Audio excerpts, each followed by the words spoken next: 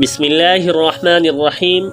آج کا مسئلہ یہ ہے کہ مرغا یا مرغی کو ذبح کرنے کے بعد گرم پانی میں ڈالنا شرعاً کیسا ہے؟ کیا ایسے ڈالنا جائز ہے یا ناجائز ہے؟ کیا اس کا گوشت کھانا حلال ہے یا حرام ہے؟ اس کی جواب یہ ہے کہ مرغا یا مرغی کو ذبح کرنے کے بعد اگر کھولتے ہوئے پانی میں اتنے دیر تک چھوڑے رکھے جس کی وجہ سے اس کی اندرونی نجاست کا اثر گوشت میں آ جائے تو اس مرغا یا مرغی کا کھانا شرعاً جائز نہیں ہے۔